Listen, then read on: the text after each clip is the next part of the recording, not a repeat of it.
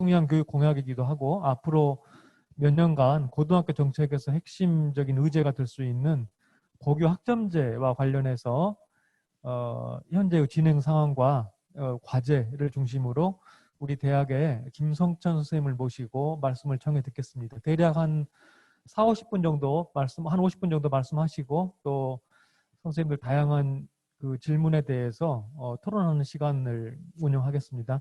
그러면 김성천 선생님을 자리로 모시겠습니다. 크게 환영을 부탁드립니다.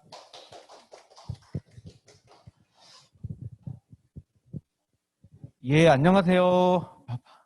아침부터 이렇게 일찍 들어와 주셔서 감사의 말씀을 좀 드리고요. 뚜껑 열린 도시락 김성천입니다. 아까 네모의 꿈 노래를 잠깐 이렇게 틀었었는데 저는 아마 고교학점제를 잘 왜 해야 되는가를 설명하고 있는 노래라고 봐요. 거기 보면은 이제 네모라고 하는 것 자체가 산업화 시대의 어떤 표준화된 모습을 표상하고 있는 거고, 그래서 네모난 학교, 네모난 교실, 뭐 이런 네모난 칠판, 계속 이런 게 네모로 표상이 되고 있거든요. 이제 그런 그 관점에서 좀 본다면 사실은 이제 고교학점제라고 하는 것들은 그 소위 네모난 학교, 네모난 교실 혹은 네모난 교육과정을 어떻게 하면 이제 별표, 세모, 동그라미와 같은 다양한 어떤 이제 학교의 모습으로 가져갈 거냐, 이게 이제 결국 핵심적인 문제의식이라고 좀 생각이 됩니다.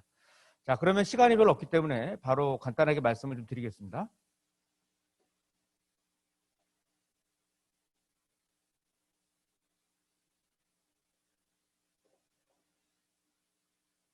예. 자, 요즘 아주 핫한 주제이죠. 고교학점제란 무엇인가에 대한 이 고민입니다. 제가 이제 이거에 관심을 기울이게 되었던 배경은 제 자신도 고등학교에서 오랫동안 근무를 해왔었고요.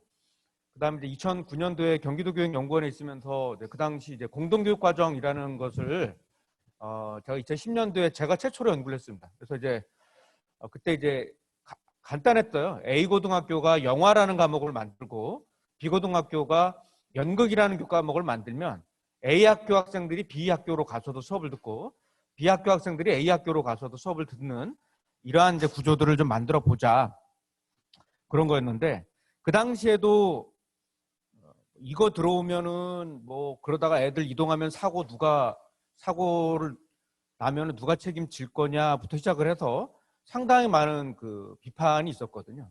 그러니까 그런 게 지금도 거의 반복되고 있는 것은 아닌가, 이런 생각들을 해보게 되는데요. 아무튼 이제 그 이후에 시간이 상당히 흘러서 이제 고등학교 체제를 어떻게 가져갈 거냐의 문제와 함께 고교학점제가 상당히 중요한 이슈가 되고 있습니다. 오늘 관련된 내용들을 간단하게 같이 고민해 보도록 하겠습니다. 로저스의 그 개혁의 확산이라는 책이 있습니다. 상당히 두꺼운 책이고요. 저희 박사과정 쌤들은 많이 좀 읽고 있는 책이고, 제가 혁신 전공할 때도 좀 많이 이야기를 했던 내용인데요. 개혁 내지는 혁신이 성공하려고 그러면 5가지가 있어야 된다라고 얘기를 하는 거죠. 상대적인 이점이 있어야 된다. 두 번째가 적합해야 된다. 그다음 이제 너무 복잡하면 안 된다라는 거고요. 그다음 이제 시험 가능성이 있어야 되고, 그 성공의 결과에 대해서 볼 수 있는 관찰 가능성이 있어야 된다라는 게 핵심이거든요. 근데 고교학점제는 제가 봤을 때 이 5가지의 이 요건들 중에서요, 4개가 통해요. 4개. 그게 뭘까요? 그 상대적인 이점은 맞거든요. 이거 그리고 이제 뒤에 설명을 드릴게요. 적합성도 그렇고 시험 가능성과 관찰 가능성이 요 4개가 이제 오늘 일단 설명이 다 될 거예요. 근데 난점이 이 복잡성입니다. 복잡성. 이 고교학점제만 갖고는 안 뚫리거든요. 얘가.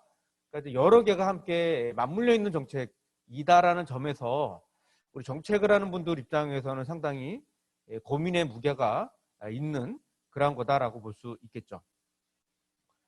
그럼 이제 이 고교학점제가 왜 지금 논란이 되고 있고 어려움이 있는 거냐? 첫 번째로는 그 정책의 시그널이 지금 약간 명확하지 않은 면이 있어요. 쉽게 말하면 정시가 일단 확대가 되었지 않습니까? 정시가 확대가 되었는데 고교학점제하고 정시 확대는 상극이에요.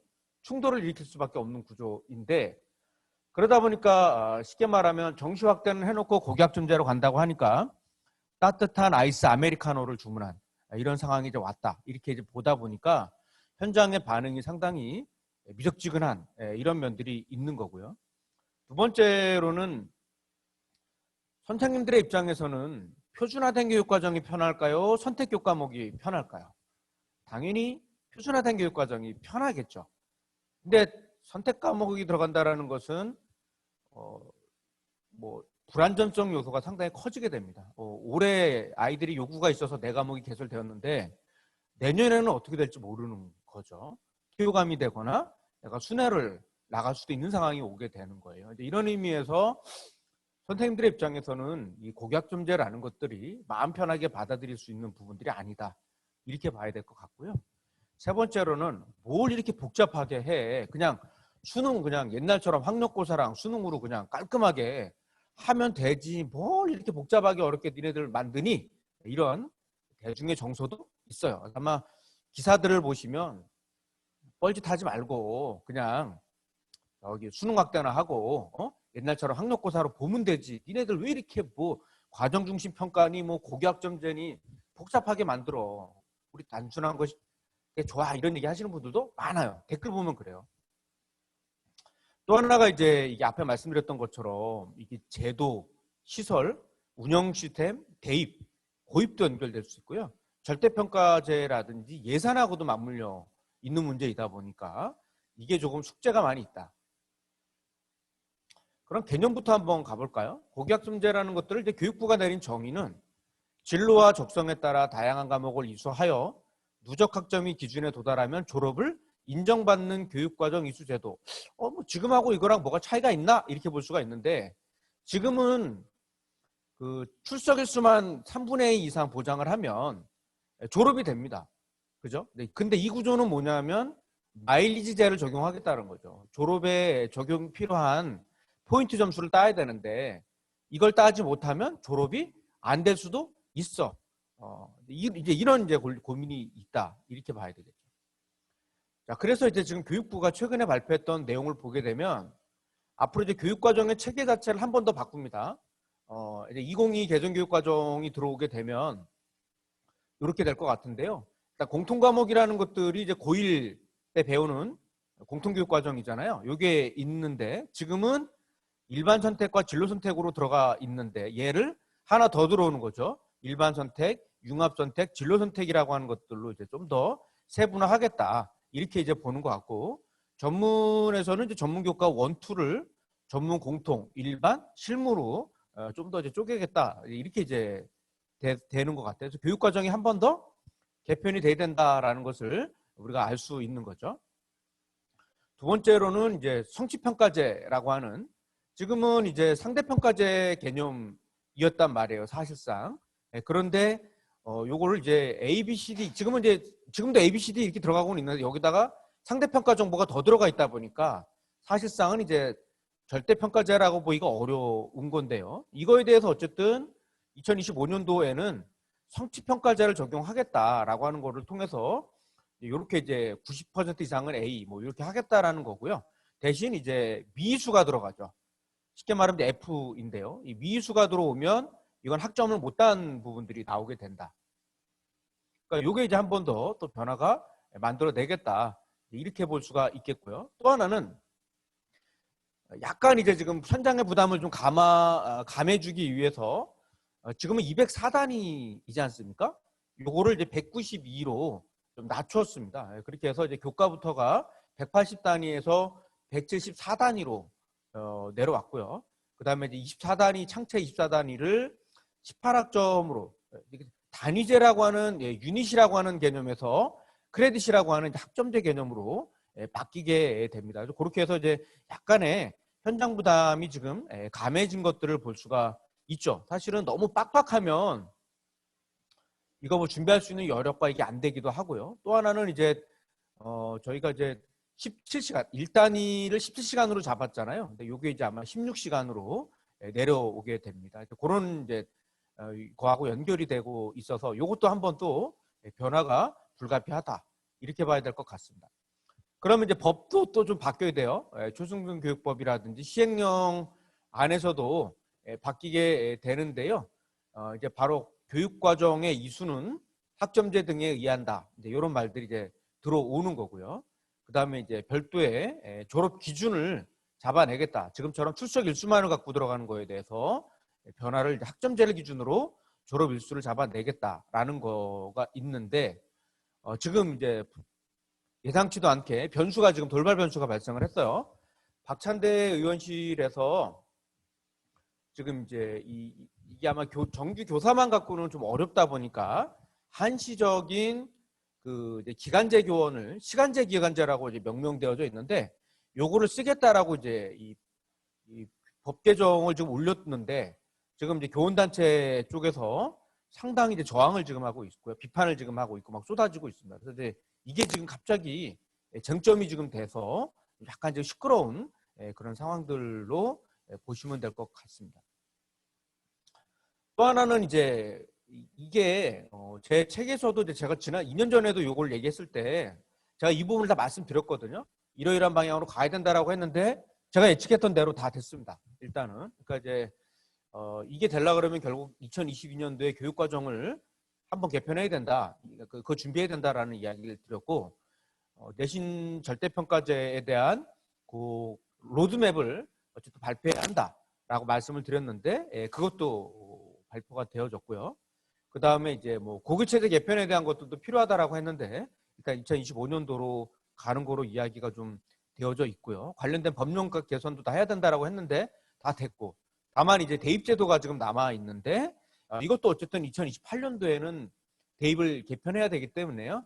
그럼 지금 이미 논의가 되고 있어요. 그래서 기사를 보시게 되면은 이제 이런저런 이제 대입안에 대해서 툭툭 기사가 지금 나오고 있거든요. 그게 이제 고교학점제에 맞춰서 2025년도가 교육과정이 개편이 되니까 그러면 이제 2025년도에 교육과정이 개편이 되면 3년쯤 뒤에는 28년도 대입 방향이 발표가 돼야 되는 거죠. 그러니까 지금 초등학교 5, 6학년 아이들이 상당히 영향력을 미치고 있기 때문에 이게 단순히 고등학교 부모들뿐만 아니라 지금 뭐 중학교나 초등학교 부모들까지도 고교학점제가 뭐지 말이야 이렇게 설왕설래하고 있는 그런 상황들입니다. 이제 이러한 타임테이블을 놓고 봤을 때 저희들도 이 이제 로드맵 속에서 앞으로 어떤 방향으로 가야 될 것인가를 적어도 정책을 하시는 우리 사무관님들 또 전문 직원분들께서도 고민을 좀 하셔야지 될 것 같습니다. 예.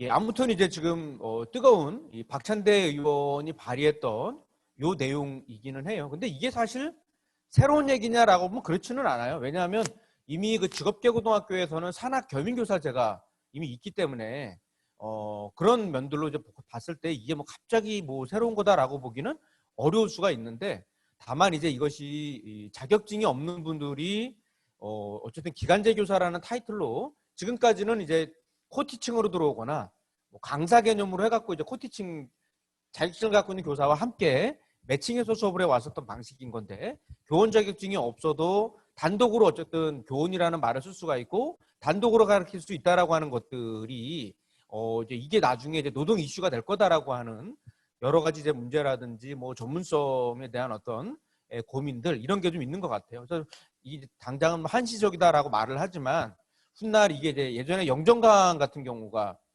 이슈가 됐던 거잖아요. 아마 이제 그렇게 해서 상당히 이제 이것이 교직의 근간 자체를 흔들리는 하나의 트로이의 모마가 될 거다라고 보는 시각이 있다 보니까 상당히 이제 지금 이거에 대해서 민감하게 지금 바라보고 있는 그런 이제 상황이다라고 봐야 될 것 같습니다.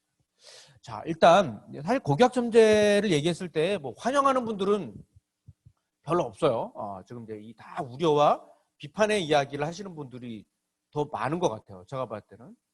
왜 그런가를 이제 잘 보면 나름 합리성이 있어요. 첫 번째가 제발 좀 진로 좀 얘기하지 마라. 이게 어른들도 수시로 진로가 바뀌잖아요.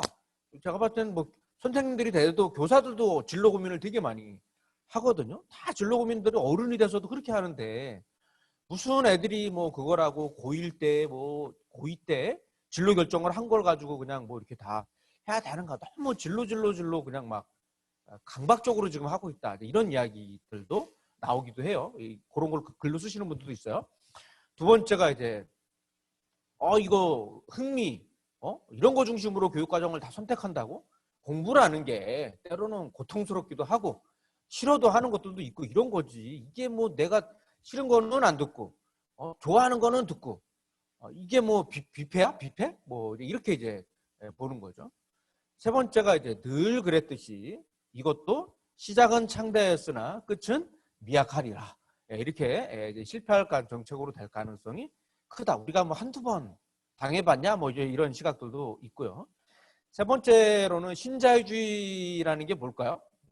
그러니까 이제 시장과 경쟁의 원리에다가 이제 교육 운영을 하는 거잖아요. 그러니까 7차 교육과정 때도 그때 이것을 신자유주의 정책이다라고 바라봤던 시각과 아니다. 학생들이 어떤 관점, 학생들의 어떤 생각, 학생들의 어떤 삶 이런 거와 연결되는 교육과정으로 봤을 때 그 공급자 중심의 교육과정이 아니라 수요자, 학생이 원하는 그러한 어떤 교육과정을 고민해야 된다. 그래서 다양성과 선택이라고 하는 가치는 여전히 중요하다라고 하는 이야기가 있었고 그때도 이제 논란이 있었거든요. 그러한 시각에서 봤을 때 고교학점제야말로 신자유주의 관점의 끝판왕이다라고 바라보는 시각들이 있어요. 이런 글들을 쓰시는 분들도 있습니다. 그 다음에 이제 교육 불평등 문제인 거죠. 그러니까 예를 들면 뭐 도시 쪽에 있는 학교들은 괜찮다. 그런데 농촌 쪽 어떻게 할 거냐 이거. 시골에 있는 학교들은 강사도 지금 못 구하고 기간제도 못 구하는데 이런 학교들과 이 격차는 더 심해질 거다. 뭐 예를 들면 민족사관고등학교라든지 뭐 하나고등학교라든지 이런 자사고 학교들의 교육과정, 충남 삼성고도 마찬가지죠. 거기는 뭐 상당히 어마어마하잖아요. 화력이 다른 거죠, 화력이. 근데 우리 시골에 있는 우리 학교가 저걸 따라가라고? 말도 안 되는 소리 하지 마. 이런 이야기도 가능할 수 있습니다. 또 하나가 이제 요거는 이제 교육학적인 논쟁인데요. 과연 이제 우리 공교육의 목표가 뭘까? 보편적인 어떤 시민의 힘을 길러내야 된다라고 이제 봐야 되는데 선택 중심 교육과정이라고 하는 것들은 그러한 어떤 보편적인 시민의 힘이라고 하는 맥락보다는 어떤 이제 선택 중심의 교육과정이 막 이렇게 각자마다 다르는 방식으로 각자 도생하는 방식으로 교육과정이 설계가 됐을 때에 과연 우리가 공공성이라고 하는 관점에서 어떤 그러한 학생들을 길러낼 수 있는 뭔가가 있는 거냐에 대한 논란도 있습니다. 이 얘기를 또 많이 하시는 분들도 계세요. 그래서 이제 구체적으로는 아니 고등학교하고 대학이 다른 점이 도대체 뭐냐? 이거 대학교 흉내내는 거다. 대학교 가갖고 배우면 되는 거지. 그거를 왜 고등학교에서 이렇게 배우게끔 해야 되냐? 요게 있고요. 또 하나는 이제 요건 이제 교원단체들이 많이 내놓는 그 성명서인데요. 대놓고 반대하기는 좀 뭐하죠. 그러니까 이제 취지와 방향에는 동의를 한다. 근데 시기상조론 내지는 준비가 덜 됐다. 이제 이런 식의 이야기들을 많이들 하고 계세요. 이런 것들이 이제 지금 제가 봤을 때 나오는 여러 가지 그 우려와 비판의 시선들인 것 같습니다. 이런 시점에서 저는 좀 이제 다시 한번 생각해 봐야 될 거는 요거라고 보는데요. 이제 최근에 대각선횡단 보도가 많고 이제 육교가 없어지고 있는 추세이거든요. 결국 이제 보행자의 시각으로 볼 거냐, 운전자의 시각으로 볼 거냐에 따라서 요거를 바라보는 시각이 달라질 수가 있어요. 고교학점제도 결국은 누구를 중심에 놓을 거냐라고 하는 부분들인 거예요. 그러니까 사실은 교사를 중심에 놨을 때는 저는 고교학점제는 안 될 거라고 보는 거죠. 원하지 않거든요. 이게 여러 가지 불편함이 있기 때문에. 그런데 이제 이 학생을 성장을 중심에 놓고 봤을 때는 여지가 있는 것이죠. 그래서 이제 UDL이라는 개념이 있지 않습니까? 보편적 학습 설계라고 하는 개념이 있는데 이게 특수교육에서 해당되는 개념입니다. 이제 시각장애가 있고 뭐 청각장애가 있다라고 했을 때에 시각장애를 가진 학생에게 맞는 자료가 제공돼야 되는 거고 청각장애에 맞는 그걸 해결할 수 있는 어떤 자료라 교육과정 설계가 되어야 학생들이 성취 기준을 이룰 수 있잖아요. 근데 이러한 이제 보편적 학습 설계라고 하는 개념이 특수교육에서만 해당될 게 아니고 우리 일반 고등학교에도 해당이 될 수가 있는데 학생들도 일정하게 그 성취 수준에 도달이 안 되게 만들어내는 여러 가지 그 교육과정의 걸림 요소들이 있거든요. 그런 걸림 요소들을 우리가 어떻게 해결해 줄 거냐. 이게 이제 저는 미래 교육에 있어서의 화두라고 봅니다. 단적인 예를 들어볼까요? 지금 이제 우리 김성수 선생님이 쓴 수포자 이야기가 다뤄요. 학창 시절에 아마 수학 안 돼갖고 고민하셨던 분들 많이들 계실 것 같아요. 근데 이제 이런 이제 수포자는 이제 통상 이제 우리가 수포자의 문제로 봤을 때에 이 개인의 문제로 본단 말이에요. 야, 네가 공부를 예스복스 그렇게 하라 그랬지. 내지는 선생님들이 제대로 그 배움을 일으키게 만들어내는 수업을 설계하지 않으시니까 저런 문제가 발생한 거야라고 이제 볼 수가 있는데, 이 논문에서는 수포자에 대해서도 상당히 좀 이제 좀 정밀하게 봤던 거죠. 그래서 이제 수학 성적 필요성과 수학 학업 능력이 있어. 이게 우등생이에요, 수학 우등생들. 근데 이제 수학 학업 능력은 없고 수학 성적이 필요 없는 아이들이 있고요. 수학 성적이 나름 이게 필요한 아이들이 있지만 수학 학업 능력이 안 되는 그러한 친구들도 있고, 또 아예 뭐 그 수학 학습 능력은 있지만 나는 내가 원하는 전공에서는 예컨대 예체능 같은 경우 수학을 별로 안 보거든요. 그러니까 그런 경우에는 나는 뭐 별로 수학을 공부할 필요가 없어, 이런 친구들도 있고, 능력도 안 되고 수학 성적도 필요 없어, 이게 진정한 이제 수포자라고 말할 수 있는 이런 그룹들이 있어요. 근데 이제 이 논문에서는 야, 수포자의 문제를 개인의 문제로만 보진 않았다라고 하는 거예요. 그러니까 이제 이 수학 자체가 하나의 그 변별력을 이루기 위한 도구로서 활용이 되고 있는 문제라든지, 학생들의 어떤 삶과 연결되지 않은 상태에서 교육 과정이 설계되어져 있는 모습들, 그러니까 드립다 그냥 문제풀이만 하고 있는데 내 삶과 어떻게 연결이 되는가가 안 돼 있다라고 하는 거죠. 그리고 학교에서는 진도 맞추기로 막 진도를 엄청나게 이제 막 빼는 방식으로 수업이 진행이 되고, 근데 못 따라오는 아이들에 대해서는 케어링을 해줄 수 있는 방법이 없는 이러한 어떤 이제 여러 가지 문제가 발생을 하고 있습니다. 거기에다가 실제로 이제 너무 난도가 높은 교육 과정이 막 쏟아져 나오는데, 학생에 따라서는 나는 기존 수학 예체능으로 간 학생들의 경우에는 기초 수학 내지 기본 수학만 해도 되는데, 이 친구들에게도 다 미분적분을 뭐 다 강요하고 있다라든지 확률 뭐 기하 벡터까지 다 강요를 하고 있다 보니까 나의 필요와 상관이 없음에도 불구하고 이걸 다 따라갈 수밖에 없는 구조이다 보니까 이 친구들이 결과적으로 이제 수포자에 이르게 만들어내는 교육 과정에 결함 요소가 있다라고도 이야기를 하고 있습니다. 자, 이제 그런 의미에서 이제 이거를 수포자 현상이라는 것들이 단순하지가 않다라고 이제 봤을 때, 그럼 단적으로 수포자의 문제가 이렇게 계속 발생하고 있단 말이에요, 현장에서는. 근데 이거에 대해서 그러면 이걸 다 개인 너가 문제야. 어머님, 애 공부라도 시키게 좀 이 지경이 되도록 뭐 하셨어요? 애 좀 학원이라도 좀 보내시죠? 이렇게 얘기할 거냐라고 하는 거예요. 저는 바꿔야 된다라고 보는 거죠. 교육과정의 체계 자체를. 수학이 안 돼도 불행하지 않은 어떤 학생의 삶. 이 논문을 보면 진짜 눈물 나요. 정말 유령 취급 받으면서 모범생들인데도 수학이 안 되지만 내가 수학이 안 된다는 걸 티내지 않기 위해서 하나도 일도 못 알아듣겠는데 그냥 노트 필기하고 앉아있고 고개 끄덕이는 흉내를 내고 있는 아이들이 있고, 어떤 아이들은 아이들이 그냥 대놓고 잠을 자는 아이들이 있는데 그 아이들의 고백입니다. 나는 투명인간이다. 수학 시간에 나는 투명인간이다라고 말하는 이런 아이들의 이 고통에 대해서 그걸 너의 문제로 환원할 거냐. 그래서 이제 장하다라고 하는 친구가 고등학교 때 자살을 했는데요. 90년도에 자살을 했습니다. 근데 이 친구의 시를 보게 되면은 문학도 음악도 즐길 수 없는 고3 교실이다. 우리 오늘 눈물로 하늘의 씨앗을 문학과 음악을 되게 좋아했던 친구인데 오직 공부만 강요당하고 있는 그런 곳에 대해서 너무 고통스럽다라고 하는 얘기를 하고 자살을 했었던 거죠. 그래서 이 시가 이제 나와가지고 시집을 읽고 이 고형원이라는 분이 일주일 동안 단식을 하고 이제 이 방금 나왔던 그 노래를 만들었다고 합니다. 평균의 종말이라는 책을 한번 꼭 보시면 이게 이제 미래교육을 공부하시는 분들에게는 꼭 도움이 될 만한 책이라고 보여지고요. 살만 칸도 이제 나는 공짜로 공부한다라는 책에서 커리큘럼을 표준화할 수 있지만 배움을 표준화할 수는 없다. 적극적인 배움, 주도적인 학습. 이것은 각자의 학습, 각각의 학생에게 언제 어디서나 배울지 결정할 자유를 주는 데서 시작한다. 전통적인 교실에는 단 한 사람, 교사에게서 나오는 단 하나의 속도만 존재하는데 스스로 속도를 조절하는 학습에서는 각자가 자신의 속도를 정한다.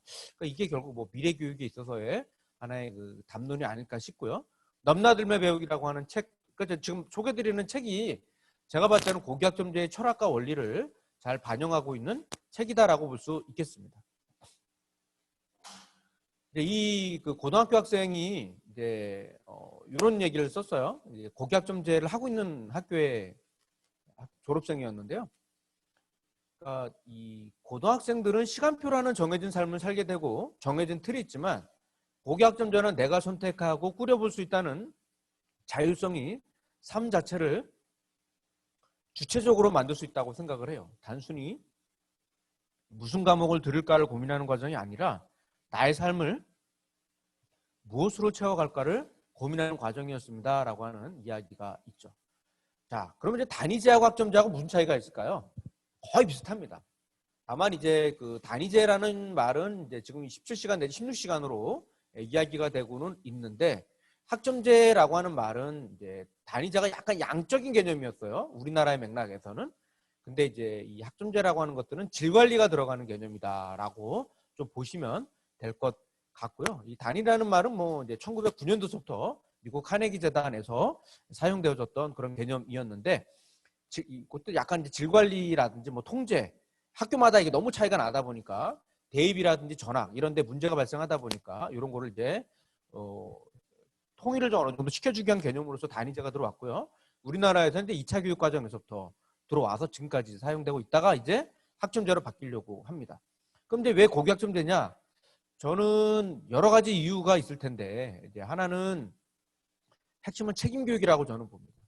그러니까 이제 고등학생이 구구단을 몰라도 자기 이름을 한자를 못 써도 알파벳을 못 써도 의자에 앉아만 있으면 엉덩이에 의자만 붙이고 있으면 졸업이 되는 이러한 구조가 맞는 것이냐. 책임교육 관점에서 그럼 이 아이들이 일정한 수준의 성취 기준에 도달할 수 있게끔 만들어내기 위한 이런 전략들이 좀 필요한 것 아니냐. 그래서 또 이제 학교 밖 진로가 아니라 교육 과정을 통해서 진로를 만나게 해야 되는 거고요. 아까 말씀드렸던 수포자의 문제 같은 것도 고교학점제가 되면 해결될 수 있다. 난도에 맞춰서 본인의 진로 방향에 맞춰서 아주 고급 수학이 필요한 애들은 고급 수학을 듣게 하고 중간 정도 듣는 애들은 뭐 경제학과 갈 아이들은 미적분 정도만 들으면 되는 거거든요.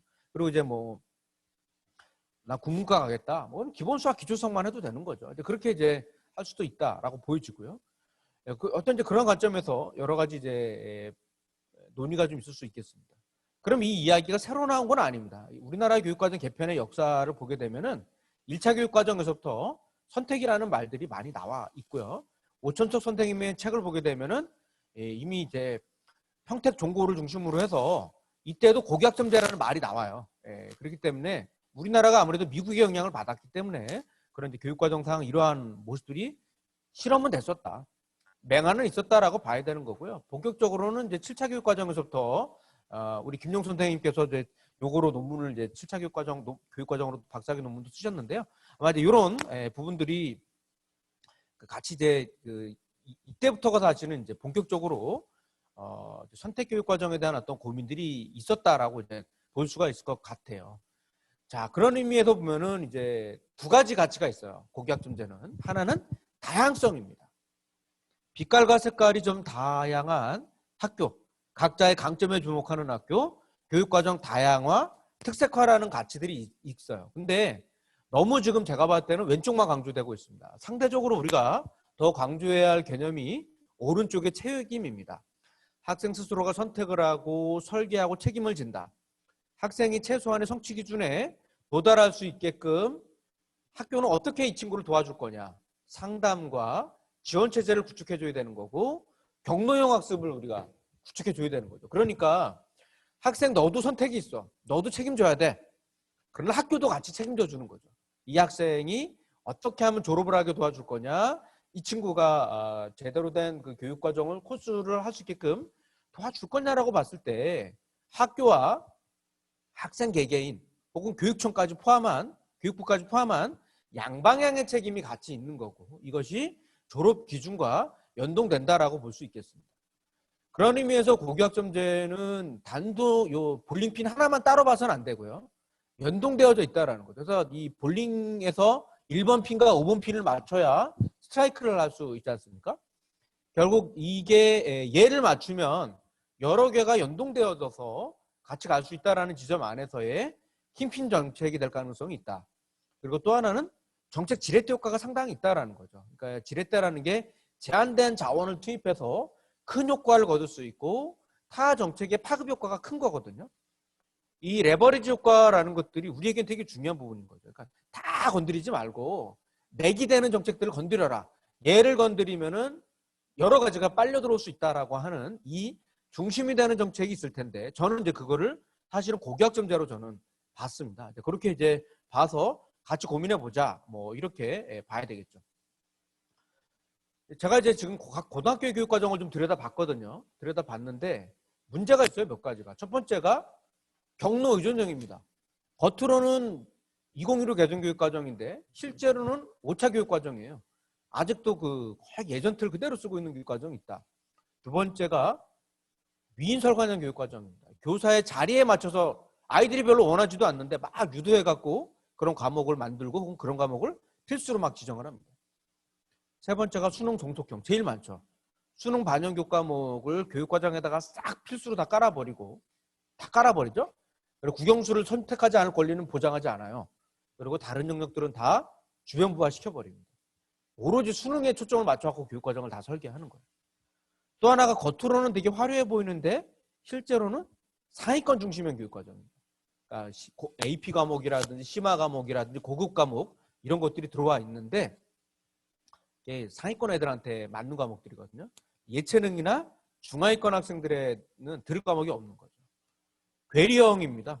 겉으로는 되게 다양한 교육과정을 편성해 놨는데 실제로는 작동 안 해요. 문서로만 작동하는 이런 학교 되게 많아요.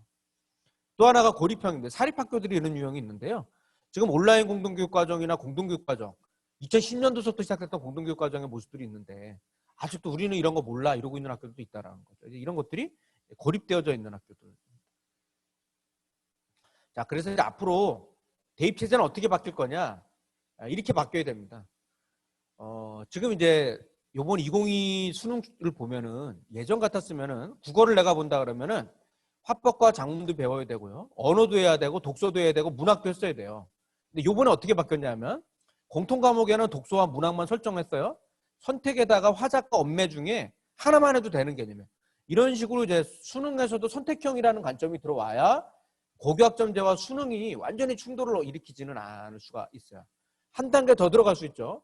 예를 들면 1학년 공통교육과정을 만약에 공통과목으로 설정해주고 필수죠. 얘는 다 들어라. 이건 반드시 풀어야 된다라고 하고 선택과목이라고 하는 영역에다가 고등학교 2학년 때 듣는 과목들 중에 택 1 하나 정도만을 만약에 한다라고 하면 이 고교학점제와 수능이 일정하게 조화를 일으킬 수 있는 가능성은 있습니다. 딱 하나 고민이 되죠. 고1 공통교육과정을 수능 반영에다가 교과에다 넣었다라고 하면 수능을 보는 애들 같은 경우에는 아마 고1 과목을 반복해서 어마어마하게 풀 수가 있어요. 그런 이제 부작용이 조금 우려가 되다 보니까 선뜻 그렇게 좀 못하는 이런 이제 어떠한 한계가 좀 있습니다. 아무튼 이제 이 고교체제, 이 고교학점제에 맞췄을 때의 최적의 대입제도라는 게 어떤 건가? 얘를 이제 지금 본격적으로 좀 설계하고 고민을 해볼 필요가 있는데 그 대안에 대해서는 뒤에서 좀 더 설명을 드리겠습니다. 자, 그러면 지금 이제 2022 개정교육과정 논의가 나오는데요. 교육과정 개편의 방향에 대해서는 첫 번째로는 중앙집중형 교육과정이었단 말이죠. 지금은. 근데 이제 이거를 지역교육과정 내지는 마을교육과정이라는 개념으로 가야 된다라고 하는 논의가 지금 있어요. 그래서 대강화해라 이런 거고요. 고립형 학교 모형으로 가자 뭐 이렇게 볼 수가 있고 그렇습니다. 자, 부천시 같은 경우는 주목해 볼 필요가 있어요. 과학고 만들려고 그러다가 일반 고등학교 살리는 쪽으로 예산을 어마어마하게 쏟았거든요. 거의 1억 5천 이상, 8천에서 1억 5천 쏟았는데 실제로 학교의 교육과정의 질이 엄청나게 좋아졌습니다.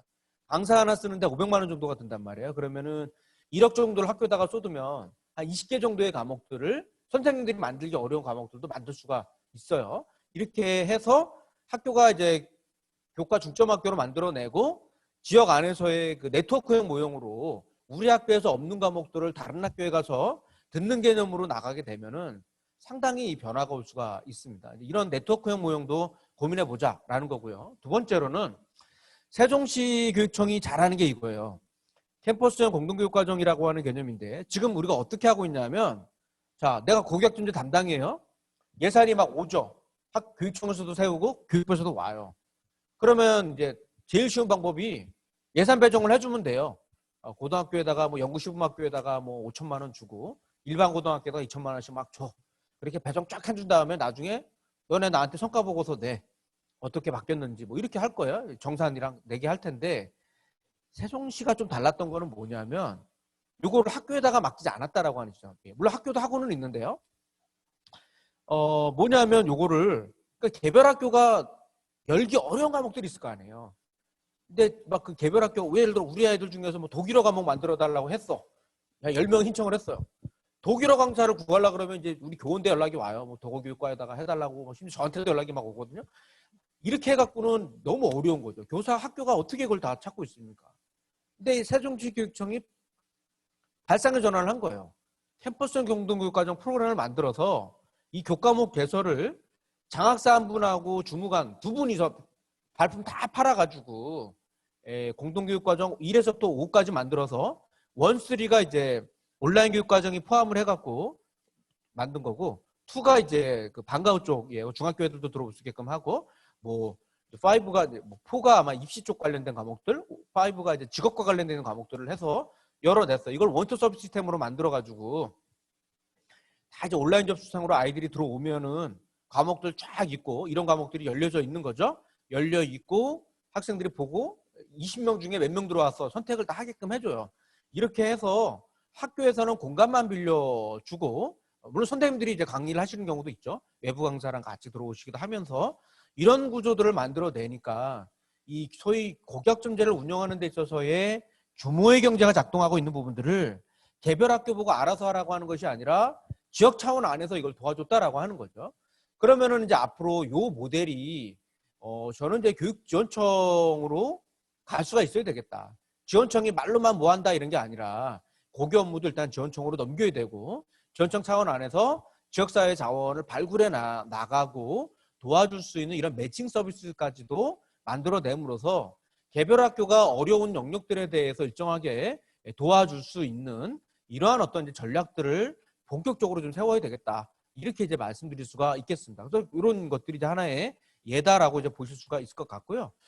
제가 이제 한은정 박사와 같이 연구했을 때에 이 사례에 대해서 오산도 그랬고 이제 시흥도 그랬고 이제 여러 가지를 보니까 하나 이제 교육과정 이 정책을 하시는 분들이 교육과정에 관한 문해력이 있더라라고 하는 거예요. 그러니까 현장에 요구와 필요가 있는데 요거를 바로 정책으로 전환해 나가는 요구들이 있었고 근데 이것을 교육과정 중심으로 정책을 연결해 나가는 능력들이 있었다. 또 하나가 지역 자원을 발굴해내고 활용해 나가는 네트워크 역량이 있었다라고 하는 거예요. 발품 다 팔고 이게 이제 앞으로 저는 말로만 뭐 우리가 뭐 구호로 현장 중심 교육 뭐 지원해줘야 된다 이런 말을 할 게 아니라 보여라라는 거죠. 입증을 해야 된다라고 하는 이런 차원으로 가려고 해요. 그러려면 우리부터가 지역에 누가 이런 컨텐츠를 갖고 있고 전문성이 있는지 이런 것들을 알고 그걸 또 우리 정책하고 연결해 나갈 수 있는 능력들이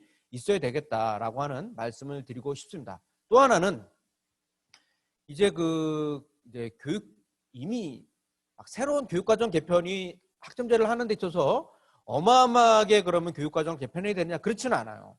이미 지금에 있는 교육과정 요소들만 보더라도요. 사실은 교육과정을 풍성하게 할 수 있는 여러 가지 전략들이 있습니다. 예를 들면 우리 학교에서 개설되지 않은 선택 과목이 있어. 그러면 다른 학교 가갖고 선택 과목 들을 수 있어라는 게 이미 보장되어져 있습니다. 두 번째, 우리 학교에서 만들기 어려운 과목들, 국가가 만들어낸 교육과정 외에도 학교에서 교과목을 만들고 싶어요. 만들 수 있다라는 거죠. 근데 실질적으로 학교에서 교과목 안 만들거든요. 거의 있기는 해요. 수능에도 나오지 않는 과목 뭐 왜 만들어야 돼 이런 것 때문에 만들지 않고 있습니다만 이미 고시 외의 교육과정을 할 수 있게끔 터놨다라고 하는 거죠. 세 번째가 지역사 학습장이라는 개념이 있어요. 그러니까 우리 학교에서 과목 개설이 어려운 경우에는 특정 예를 들어 우리 교원대를 지역사 학습장으로 지정해 줄 수도 있다라는 거죠. 그럼 지정해 주면은 여기에 뭐 융합이니 뭐니 여러 연구소들이 있고 거기에 석박사 인력들이 있어요. 이런 분들이 학교로 가거나 그런 학생들이 우리 학교로 교원대로 와서 수업을 들을 수도 있다라고 하는 거거든요. 이런 게 이제 지역사회 학습장일 텐데 이런 개념이 사실상 사문화되어져 있습니다.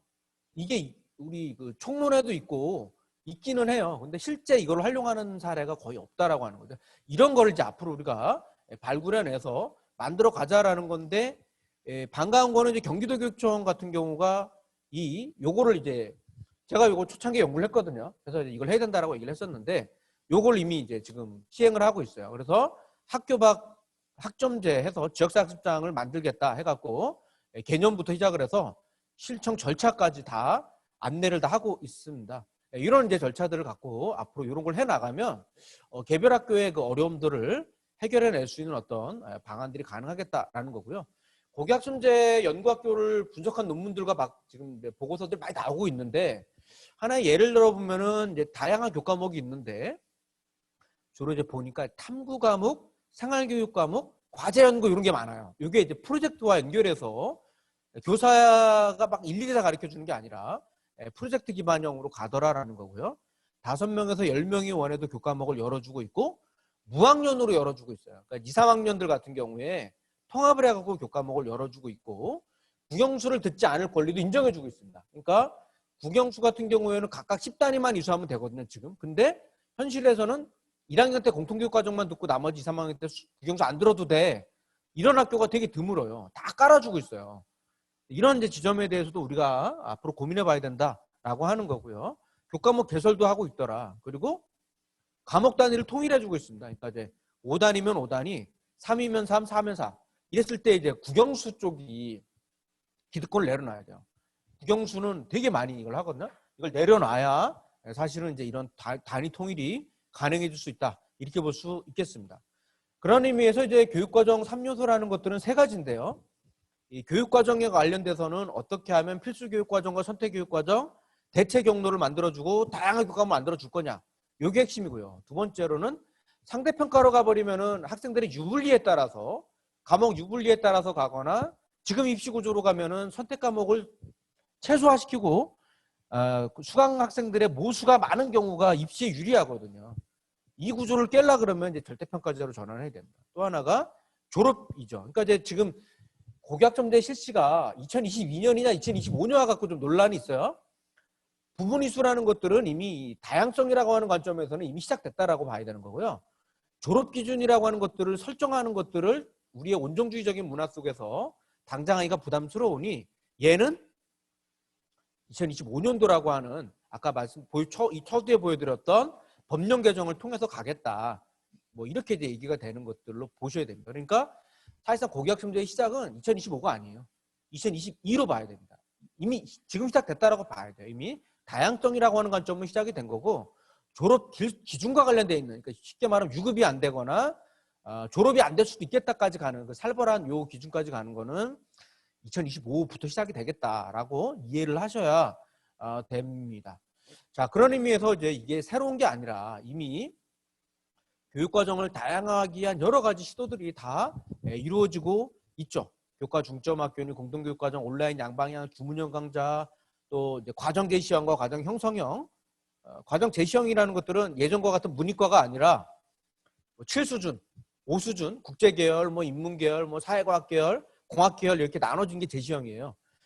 무학년 같은 경우 과정 형성형입니다. 그러니까 융합 같은 경우죠. 다 듣고 나서 나중에 원하는 과목으로 네가 선택을 해. 그쪽으로 설계를 해. 이렇게 펼쳐놓고 본인이 나중에 정리하는 게 과정 형성형입니다. 그래서 아까 왜 진로 이렇게 너무 젊을 때 애를 어릴 때부터 왜 강요를 해? 이런 경우에는 형성형으로 만들어주면 돼요. 굳이 너 인문으로 가 자연으로 가 이게 아니라 융합 쪽에서 아이들이 나중에 막판 단계 가갖고 자기가 설계를 해도 되는 방식으로 할 수는 있는 것이죠. 무학년으로 해도 되는 거고 이런 고민을 해봐야 될 것 같고요. 그 다음에 이제 지금 이미 뒤에서 말씀드리겠습니다만 꼭 그 일반 선택이라든지 공통교육 과정으로만 고육 과정 고민을 되게 많이 하고 있어요. 근데 이미 교육 과정이 다양해진 학교를 보면 교양교과라든지 교양교과는 패스페일로만 해도 되거든요. 그리고 진로교과 같은 것들을 활용을 하고 있어요. 진로교과라고 했을 때에 그 교육과정에서 제시해주고 있는 진로 일반 선택 교육과정만으로 어려우니까 진로 선택에다가 최근에 그 특성화 고등학교라든지 이런 특성화나 전문계에서 하고 있는 전문교과 원투 교목을 다 끌어와요. 그러니까 드론이라든지 막 이런 과목들 있잖아. 이런 과목들은 다 전문교과에 웬만한 거 설계되어 있거든요. 얘를 끌고 들어오면 AI 과목이나 이런 것까지도 가능하단 말이죠. 거기에다가 이미 각 시도교육청에서 만들어낸 인정교과서가 있어요. 이 인정교과서나 인정과목들 같은 경우에는 예를 들어 경기도교육청 같은 경우에 평화교육이라든지 통일교육이라든지 뭐 시민교육 이런 사회적 협동조합 이런 과목들이 다 있거든요. 이미 교육청에서 만들어낸 거는 타 시도교육청으로 다 교류가 가능해요. 얘를 끌어오면은 굳이 교과서 개발하지 않고도 인정교과서를 쓸 수 있다라는 거고 교과목 개설이 가능하다라는 거죠. 이런 선택 전략들을 잘 활용을 하면 얼마든지 가능한 요소들이 있다. 이렇게 볼 수가 있겠죠. 그런 의미에서 이제 앞으로 그 가능성이라는 것들은 분명히 저는 있고 지금에 있는 제도의 그 선택 촉진 요소들을 잘 활용해 나갈 필요가 있겠다. 다만 이제 우리가 앞으로 해봐야 될 것 중에 하나가 저희 교육과정의 거버넌스입니다. 그러니까 저는 고교학점제라고 하는 것들이 교육과정의 민주주의, 학교의 민주주의와 연결되어 있다. 혹은 학교 자체와도 연결되어 있다라고 보는데요. 지금 교육과정을 만들어낼 때 보면은 설문지를 형식적으로 그냥 하는 거죠.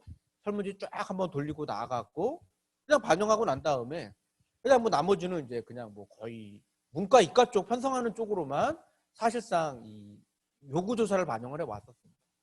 잘 돌아가는 학교들을 보게 되면 첫 번째가 교육과정에서 역량제고죠. 선생님들부터 교육과정 편제를 볼 수 있어야 되고 교육과정을 짤 수 있어야 되고 교과목을 만들 수가 있어야 되고 그러기 위해선 전문적 학습 공동체라는 것들이 대단히 중요합니다. 학부모들도 마찬가지죠. 우리 학부모님들도 그냥 예전처럼 막 입시 위주의 관점으로 막 봐서는 안 됩니다. 그러면 이 교육과정이 다양화되어야 아이들의 입시에도 도움이 됩니다라고 하는 그런 메시지가 필요하죠. 그럼 학부모들도 공부가 필요해요. 학생들도 마찬가지죠. 막 어떤 걸로 가야 되는가 이런 것도 봐야 될 것 같고 그다음에 이제 그러한 것들이 이루어지면 학교 교육과정위원회라는 것들이 3주체가 어쨌든 같이 고민해서 우리 학교의 교육과정에 대한 어떤 비전들, 방향성들 이런 것들이 필요하고 요구조사를 충분히 반영이 되면 이 요구조사를 바탕으로 해서 교과협의회가 이루어져야 되고 이걸 가지고 다시 교육과정위원회에서 다시 정리해내고 만들자라고 얘기를 해서 저희 교과의 이기주의라는 것들을 차단해 나갈 수 있는 어떤 이런 것들이 필요한 거죠. 이런 어떤 이제 만들어가는 어떤 장면들이 없는 상태에서 편제만의 문제는 아니다. 그러니까 소위 담당 부장님이 그냥 만들어내는 이러한 구조는 넘어서야 된다라고 봐야 될 것 같고요. 그다음에 이제 이 예를 들면 이렇게 이제 평택고등학교처럼 이 자유전공이라는 과거에 우리가 문과와 이과라고 하는 틀에서 교육과정을 설계를 했었잖아요. 근데 이제 여기를 보시면 거의 문과와 이과의 그 구분이 없는 상태에서 사실상 교육과정이 터져 있는 것들을 좀 볼 수가 있어요. 이게 지금 이미 대입에도 맞는 거고 2015 개정교육과정에도 맞는 것이죠. 거기에 이제 그런데 이제 이 학교를 보면 재밌는 것이 여기 보시면 이제 고급물리 같은 경우에는 94명이 공부 잘하는 학교인가 봐요. 그러니까 고급물리 같은 경우에 94명이 신청을 했고요. 중국어 같은 경우에는 7명이 들어왔어요. 여기가 이제 이 공간에 대한 고민이 이제 이래서 나와야 되는 거죠. 그러니까 소위 지금처럼 뭐 한 30명 들어갈 수 있는 교실이 딱딱 획일화되어져 있는 방식으로 갈 게 아니라 가변형 공간. 그러니까 때에 따라서는 뭐 90명이 듣는 과목이 나올 수도 있고 때에 따라서는 5명이 들을 수 있는 과목이 나와야 된다라고 하는 점에서는 이 공간에 대한 어떤 이 가변형 공간을 어떻게 보장해 줄 거냐. 그리고 이제 이게 하다 보면은 공강이 있어야 되거든요. 공강. 그러니까 이제 아이들이 중간에 어디 가서 밤에 과목이 되거나 뭐 이러면은 있어야 되는데 얘네가 있을 때가 지금 없는 부분들이 있어요. 이 공강에 대한 문제들도 있고 그다음에 이제 이 이동을 하다 보면은 이 복도 같은 경우가 되게 넓어져야 되거나 홈베이스 같은 공간들이 좀 있어야 되는 부분들이 있는 건데요.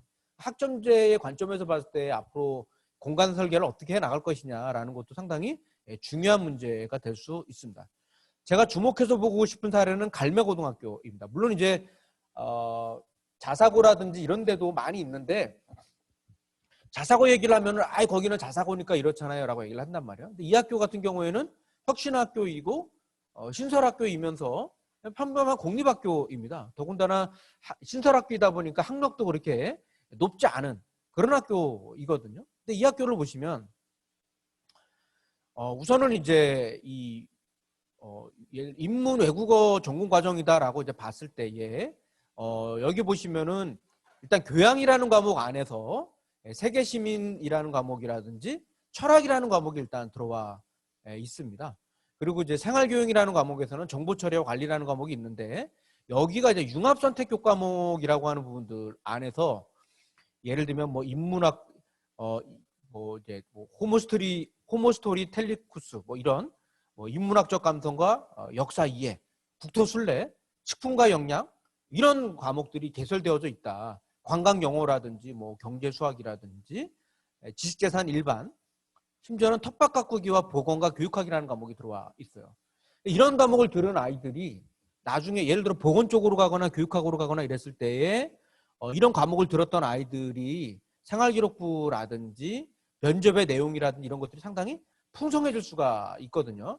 이런 것들이 이제 모집 단위별 특성화 전형을 통해서 이런 가치들을 인정을 해준다라고 하면 이것이 상당히 이제 앞으로 교육과정과 대입이 잘만 연결이 되면 이런 과목들을 얼마든지 만들 수가 있다. 입시 때문에 안 돼요라는 것이 아니라 입시에 성공하려고 그러면 이런 과목들을 열어줘야 된다라는 것까지도 갈 수가 있겠죠. 근데 이 학교는 이제 국영수를 듣지 않을 권리도 인정을 해준다. 두 번째로는 자, 근데 막막해질 수가 있어요. 아이들의 입장에서는. 그러니까 이 학교를 보게 되면은 일단 이제 오후 5개의 코스로 만들었죠. 예술체육 전공과정, 인문 외국어 전공과정, 사회 전공과정, 자연과학 전공과정, 자연공학 전공과정으로 만들어냈는데 이 안에 이제 교과목을 학생들에게 이제 이런 과목들을 다 이제 학교에서 이 문예창작 인문이다라고 하면 이런 과목들을 다 열어준 거예요. 이런 과목들을 이제 열어주고 평가 방법은 이런 거고 하나 재밌는 것은 이 과목만 있는 게 아니거든요. 얘에다가 뭐를 연결하느냐? 동아리를 연결해요. 그리고 프로젝트를 연결해요. 실천 프로젝트가 있는 거죠. 여기에다가 관련된 분야의 독서까지 결합이 됩니다. 이게 연결이거든요. 지금처럼 막 따로따로 막 들어가는 개념이 아니라 문예창작을 들었으면 이 부분과 관련된 동아리 활동을 하고 관련된 실천 프로젝트를 하고 책까지도 읽어내는 거예요. 저는 이제 이러한 일관적인 구조가 앞으로 농어촌에서도 통할 수 있다라고 보니까 많은 과목을 열어주는 게 중요한 게 아니라 예를 들면 내가 교육학을 하겠다라고 하면 교육학이라는 과목을 하나 들을 수 있어요. 듣고 나서 교육학 관련된 동아리를 만들어낼 수가 있죠. 실천 프로젝트를 이어낼 수가 있어요. 봉사활동으로 이어질 수가 있고 관련된 분야의 독서로 이어지는 거죠. 이 일관된 철학을 가지고 어떻게 설계해 주냐라는 것들이 더 중요할 수가 있거든요. 지금은 펼치는 데에만 관심이 있어요.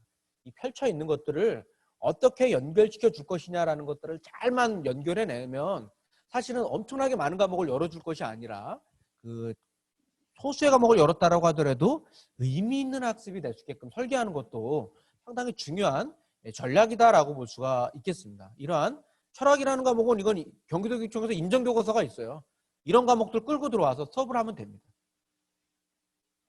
예, 이제 이렇게 해서 이제 어쨌든 여러 가지 이제 전략들이 있다라고 말씀드릴 수가 있겠고요. 가온고등학교가 이제 로봇 중점 과정이라는 걸 아예 만들어서 전문 교과에 있는 과목들 끌어와 갖고 이렇게 교과목을 열어주고 있습니다. 서정고등학교 같은 경우에 이제 이러한 그 지역의 이해 이걸 만들어주고 있어요. 그러니까 저는 이게 앞으로 마을교육 공동체나 뭐 이런 거하고도 연결해서 얼마든지 지역에 대해서 배우고 지역을 알아가는 이러한 과목들을 뭐 지자체와 연결을 하거나 마을교육 공동체 프로그램하고 연결을 해서 프로그램이 아니라 교육과정으로 연결을 하자. 이게 지역 소멸을 예방할 수 있는 좋은 방법이다. 이런 걸 통해서 지역 소멸도도 막아내고 애정의식과 정주의식 가질 수 있는 아이들 만들어내는 거죠. 거기다가 시민의식도 길러낼 수 있는 방법이 좀 가능하지 않겠는가 이렇게 볼 수 있고요. 뭐 이유학교 같은 경우에도 여기 보시면 진로 선택에다가 고시외 전문 교과목을 막 끌어와갖고 여긴 주로 강사를 많이 쓰고 있고요. 갈매고등학교는 교사들이 주로 강사를 많이 안 쓰고 교사들이 많이 이제 과목을 운영을 하고 있는 그런 차이가 조금 있습니다. 예, 이제 자 그런 의미에서 이제 앞으로 뭘 준비해야 될 것이냐라고 봤을 때 자, 이게 연구선도 학교만의 문제가 아니라 모든 학교가 좀 준비가 돼야 되겠다. 근데 여전히 이제 이걸 왜 해야 되는가에 대한 어떤 철학과 비전에 대한 공감대 형성이 대단히 중요하겠죠. 이제 여러 가지 이제 뭐 교육부도 교육청에서도 이거와 관련돼 있는 언론 뭐 홍보 많이 하시는 것 같은데 아무튼 이런 공감대 형성이 앞으로 필요합니다. 단 주의해야 할 게 있어요. 집토끼를 먼저 잡고 산토끼를 잡아야 됩니다. 이게 뭐냐면 그러니까 학교의 공통교육 과정과 진로 선택이나 일반 선택 과목 수업은 EBS로 문제풀이 수업 막 하면서 고교학점제라고 하는 것들을 살짝 얹히는 방식으로 가는 거는 바람직하지 않을 수가 있겠죠. 그러니까 이 수업과 평가혁신이라는 것들이 전제가 되고 교사학습 공동체가 만들어진 상태에서 양질의 수업 이런 것들이 중요한 건데 그렇지 않은 상태에서는 자칫 예산 받은 거 가지고 몇 개의 특색 있는 교과목 만들고 그것도 강사 부르죠. 강사 불러가지고 막 이렇게 한 다음에 우리 이런 과목 만들었어요 라는 식으로 포장할 수가 있습니다. 이런 지점에 대해서 우리가 좀 경계해야 한다. 그러니까 기본기가 안 된 상태에서 다른 거로 나아갈 수가 없겠다라는 거고요. 세 번째 또 하나는 지금 연구선도학교의 고민 중에 하나가 시범학교가 애들이 고1 한 1학기 지나고 2학기쯤 되면 이제 결국 진로 선택을 해야 되잖아요. 요구조사 받아야 되는데 그때까지도 아이들이 이 진로에 대한 어떤 그 방향 설정이 안 된 아이들이 너무나도 많다라는 거죠. 계속 왔다 갔다 하는 거예요.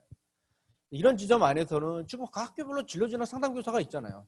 근데 이분들이 그동안 주로 체험활동 중심으로 풀어갔단 말이에요. 상담하고 이게 아니라 이걸 교육과정하고 연결시켜야 되는 거죠. 교육과정 속에서 어떻게 아이들의 진로를 만나게 할 것인가라는 식으로 정면 승부를 앞으로 해야 된다. 그럼 고1 1학기가 됐던 2학기가 됐던 고등학교 1학년 때 아이들의 그 진로와 관련되어 있는 고민을 어떻게 하게 할 거냐라는 거로 연결이 되는 거고 그러면 중학교 때 했던 자유학기제는 뭐냐라는 거예요. 제가 봤을 때는 중1 때 시기가 너무 빠른 거죠. 그래서 얘를 좀 더 시기를 좀 조정해야 되지 않을까라는 생각도 해보게 되는 거고요. 그 다음에 이제 앞으로 그 절대평가제에 대비한 내신체제 구축이라든지 여러 가지 제도 개선 이런 것들이 필요하다. 그래서 이제 여러 난점들이 있는데 이런 4세트 정책들이 잘 맞물려 갈 수 있는 것들을 앞으로 설계해 나갈 필요가 있겠다. 이렇게 볼 수가 있습니다. 자, 이 얘기만 하고 마무리를 좀 짓겠습니다. 당장 해결해야 할 과제가 있는데요. 결국은 이제 진로교육에 대한 어떤 토대 이거 없으면 부모들도 어렵고 학생들도 어렵기 때문에 이 기반을 어떻게 가져갈 거냐라는 것도 대단히 중요하고요. 두 번째로는 이 방과후 수업에 참여하려면 교사들이 수당이 나와요. 근데 고교학점제의 경우에는 내가 야간에 수업을 했다라든지 혹은 뭐 20시간을 했다라든지 근데 지금 20시간을 한 수업 선생님이나 13시간을 수업한 선생님이나 월급은 똑같이 받아요. 그러니까 이게 고교학점제를 하면 할수록 선생님들끼리 싸우게 되어져 있어요. 야 우리 다양한 교과목 만들어내야 돼 이랬을 때 선생님들은 아니 내가 왜 이걸 더 맡아야 돼? 다 과목을 왜 해야 돼? 이렇게 될 가능성이 있죠. 그래서 앞으로 이 수당체계 자체는 저는 반드시 바꿔야 교사들이 안 싸우겠다라는 생각들을 해보게 되는 거고요. 그 다음에 이제 이 복수교과와 부전공 교과 활성화해야 되는데 이러려면 투자가 필요한 거죠. 그래서 이제 뭐 저희 교원대 종합교육연수원에서도 지금 부전공 연수, 복수전공 연수가 가능하거든요. 이런 것들을 지금 이번에 이제 막 들어오고 있어요. 선생님들이. 그래서 내가 발령받은 교과가 있지만 다른 과목을 들으려면 파견으로 오셔서 한 학기 내지 1년 정도 그쪽 분야를 좀 공부할 수 있게끔 한다거나 아니 나 대학원 가서 이거 다른 전공 배울래? 그럼 그분에 대해서 학비라도 일정하게 지원해 줄 수 있는 그런 구조들을 좀 만들어내야 될 것 같아요. 아니면 이제 지금 예비교사들 임용고사에다가 복수전공, 부전공자에다가 가산점을 주는 방식을 좀 해서 예비교원들이 좀 다양한 교과목을 좀 해서 올 수 있게끔 길러내는 것들도 좀 필요하고요. 아마 전통적인 담임 시스템의 변화가 좀 필요할 것 같습니다. 그래서 이제 아마 전교사 담임제나 진로교과 담임제나 아카데믹 어드바이저 이런 개념을 통해서 아마 진로와 연결되어 있는 어떤 교육과정을 설계해 줄 수 있는 이런 담임교사들이 필요하다. 그리고 교육청에서는 학교 밖 학점기관들을 인정해주고 아무거나 해줄 수는 없잖아요. 그러니까 질관리라든지 발굴이라든지 이런 것들을 잘 좀 해야 되겠다. 그리고 지원청의 역할이 앞으로 되게 중요하다. 지원청이 지역사회 평생교육기관하고 연결해서 나갈 필요가 있겠다라는 거고 여기에 이제 공간이라고 하는 것들을 학점제에 맞췄을 때에 가변형 공간이라든지 공강 시간에 아이들이 있을 만한 공간을 만들어줘야 되는 거고 동아리, 자기주도학습, 자율활동, 프로젝트활동, 독서 이런 공강 시간을 대비할 수 있는 어떤 뭔가가 좀 필요하겠다. 여기에 이제 농어촌 같은 경우에는 온라인 양방향 강좌를 잘 좀 설계해주고 대신 일부를 블렌디드와 좀 결합하는 방식으로 하되 아이들의 이동에 대해서는 뭐 교통비를 지급해주거나 교통수단을 좀 도와줄 수 있는 이러한 방식들이 필요하고요. 교육청에서는 앞으로 임정교과서를 좀 많이 만들어서 개별학교가 열기 어려운 과목들을 이 교육감들이 만들 수가 있거든요. 예산 좀 투입해갖고 그런 걸 좀 더 많이 만들어냈으면 좋겠다. 이런 말씀을 좀 드리고 싶습니다.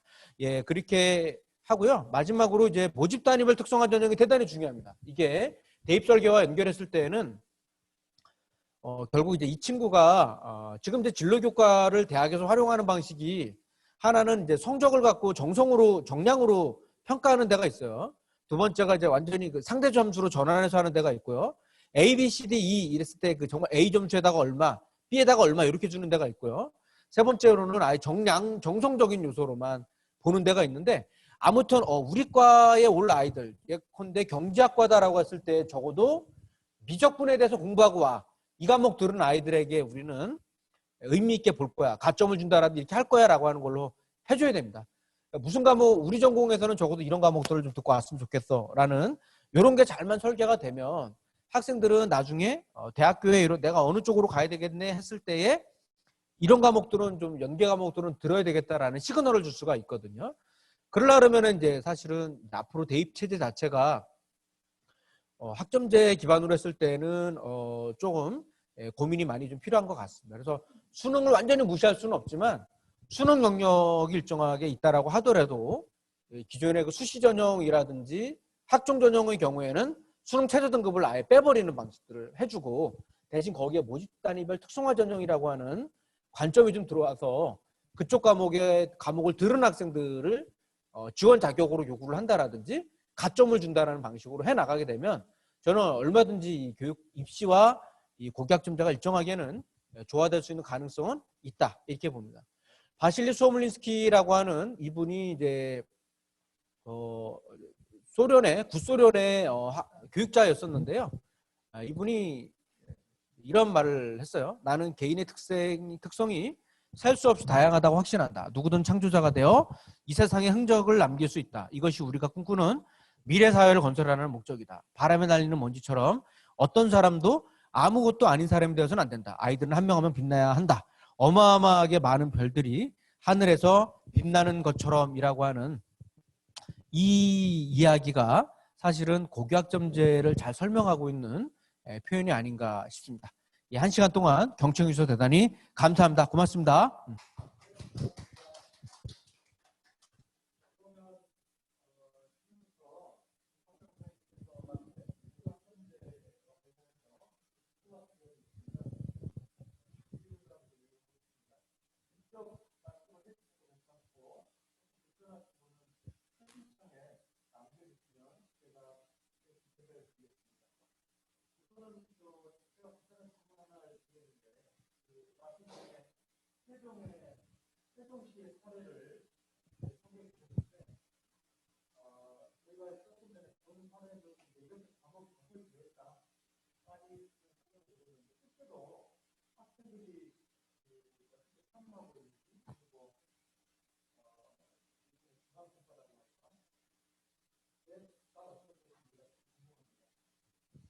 예, 제가 세종시가 어떤 식으로 제가 이제 관련된 연구를 좀 하면서 학생들도 좀 만나서 봤었는데요. 학생들의 반응들도 상당히 좀 좋았습니다. 아무래도 이제 개별학교 안에서만 이제 열기 어려운 이런 과목들에 대해서 본인들이 펼쳐갖고 어쨌든 들어갈 수 있는 지점에 대해서는 상당한 이제 그 강점이 있다라고 하는 지점에서 학생들과 학부모들의 그 반응, 만족도도 상당히 높게 나왔고 반응들의 평가들은 좋았습니다. 이제 다만 고민은 그런 이제 이게 자체다 보면은 이제 교육청은 그렇게 이제 막 이렇게 여러 개를 열어놨잖아요. 근데 이 고민이 자칫 이제 이걸 학교에서도 사실 치열하게 더 고민을 해야 되는 부분들이 있는 거죠. 학교에서도 어쨌든 교과목을 만들어내고 우리가 정말 고민했음에도 불구하고 안 되는 것들이 이제 캠퍼스 공동교육 과정으로 올 수가 있어야 되는데 이게 자칫하다 보면은 이제 이것이 학교에서의 더 치열한 고민의 목소리 그냥 이쪽 교육청 몫으로 환원될 수 있는 지점이 있기 때문에 이 두 가지에 대한 어떤 조화, 학교 스스로가 어쨌든 계속 교육 과정을 특성화하고 다양화하려고 하는 노력들을 기울이는 과정들이 필요하고 거기 교육청이 한계가 있는 것들을 도와주는 이런 순서의 문제가 좀 있는 것 같습니다. 그런 부분들은 좀 더 연구해봐야 할 영역인 것 같습니다.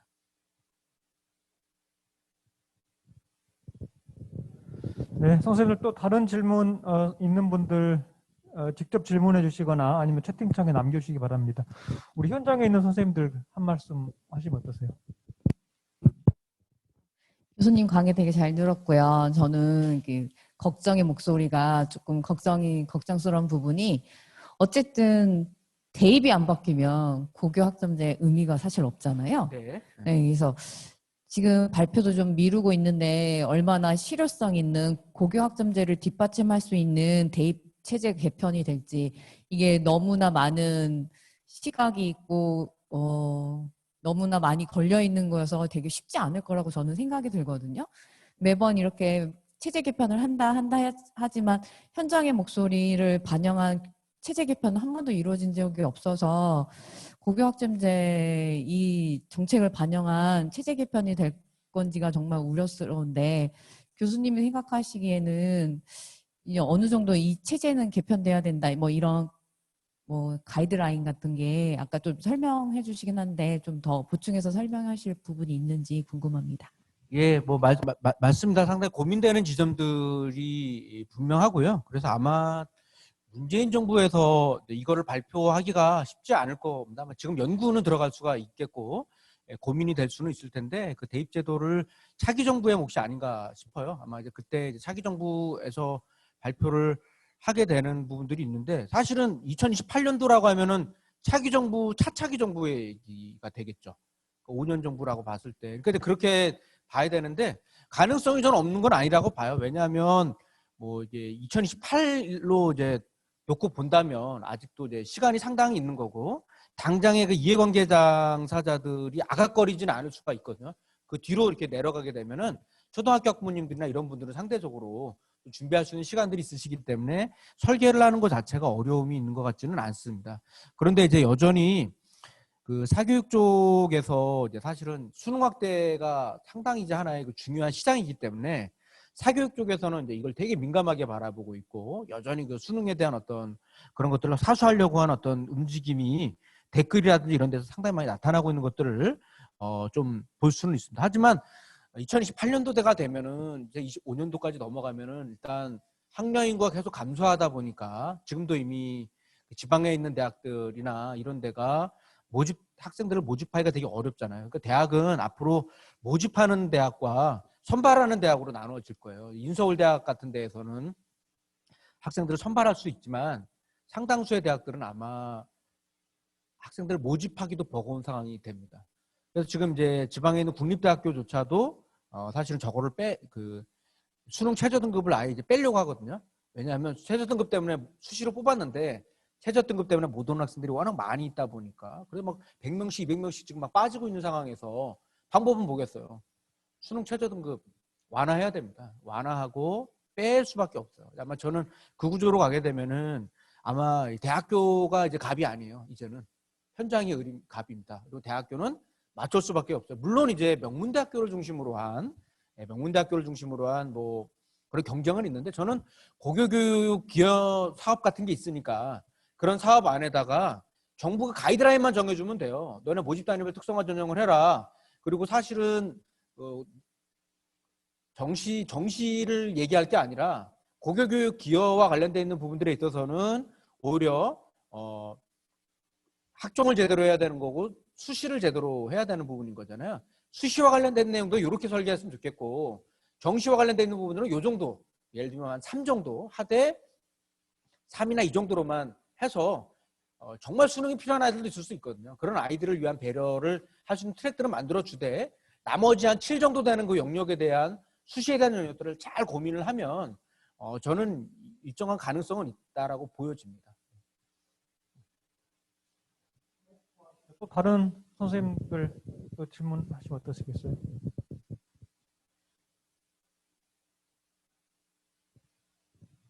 예, 우리 연구관님도 좀 해주시죠. 예, 저도 잘 들었는데요. 이런 그 정책이 성공하기 위해서는 그 교사들이 그 역할이 상당히 중요하고, 더불어서 그 교사들이 공감과 그 협조를 이끌어내는 것이 상당히 그 중요하다고 생각합니다. 세종의 그런 사례도 있긴 있었지만, 정책을 그 추진하는 그런 그 주체들 쪽에서도 교사들이 그 공감과 그 협조를 이끌어내기 위한 그런 어떠한 노력들을 혹시 하고 있는지 그런 쪽 궁금합니다. 예, 그래서 이제 지금 뭐 보니까 이제 사실은 이게 좀 고민이기는 해요. 그러니까 왜냐하면 이제 혁신학교 같은 경우에는 되게 자발성으로 막 이렇게 뭔가 이제 네트워크도 만들어내고 구축되어져 있는 흐름들이 있었는데 고교학점제 같은 경우에는 그렇게 이제 현장에서의 어떤 지지의 힘이 있는 건 아닌 상태이다 보니까 그런 지점에서 이제 동력이라는 것들을 어디서 가져올 거냐라는 거는 여전한 고민이 됩니다. 근데 이제 지금 이제 어떤 혁신학교 네트워크나 이런 쪽에서도 어떤 고등학교 주체들이 이게 자사고가 주도할 문제가 아니다.